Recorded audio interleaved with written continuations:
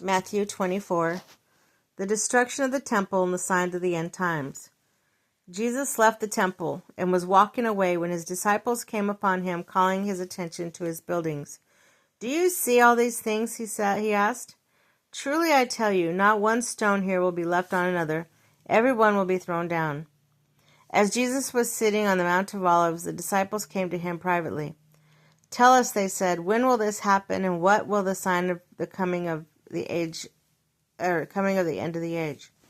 Jesus answered, "Watch out that no one deceives you, for many will come in my name, claiming, 'I am the Messiah,' and will deceive many. You will hear of wars and rumors of wars, but see to that you are not alarmed. Such things must happen, but the end is still to come. Nation will rise against nation, kingdom against kingdom, and there will be famines and earthquakes in various places.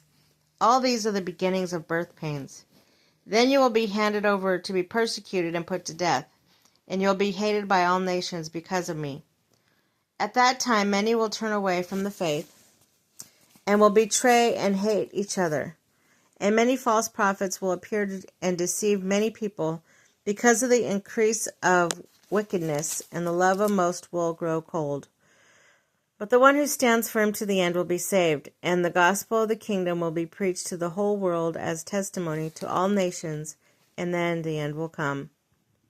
So when you see the Nazi standing in the holy place, the abomination that causes desolation, spoken through the prophet Daniel, let the reader understand.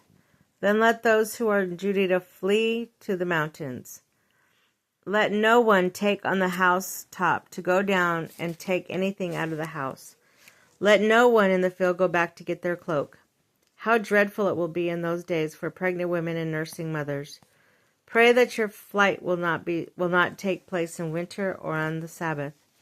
For then there will be a great distress, unequaled from the beginning of the world until now, and never again will be equaled again.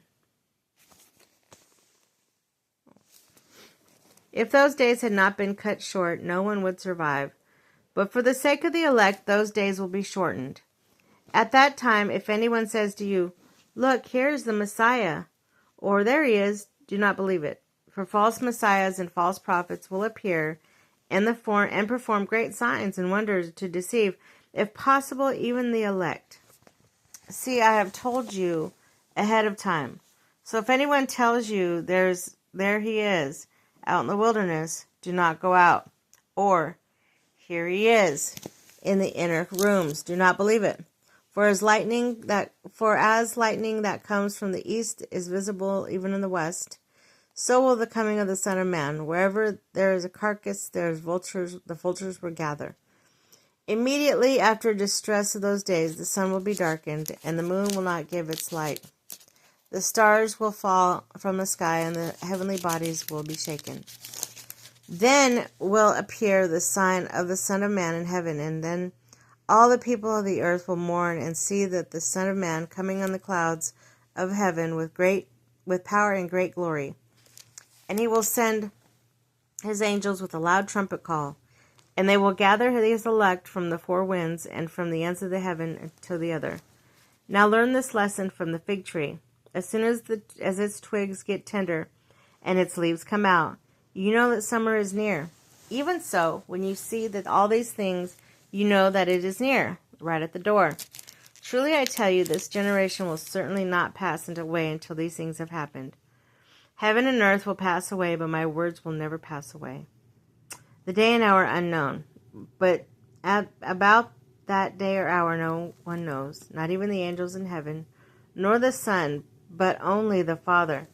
As it was in the days of Noah, so it will be in the coming of the Son of Man. For in the days before the flood, people were eating and drinking, marrying and giving in marriage, up until the day Noah entered the ark. And they knew nothing about what would happen until the flood came and took them away.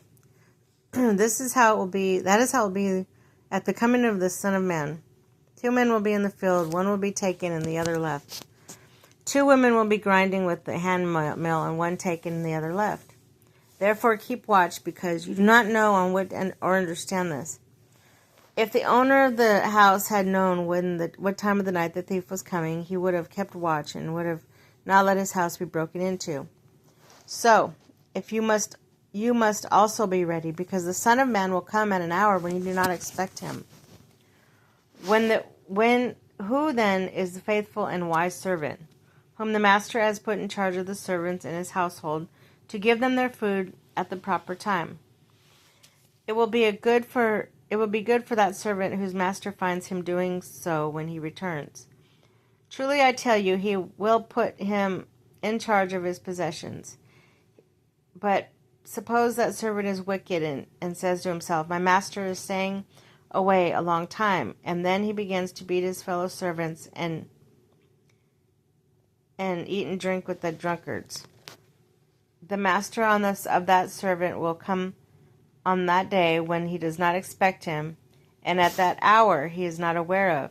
He will cut him to pieces and assign him a place with the hypocrites, where there will be weeping and gnashing of teeth.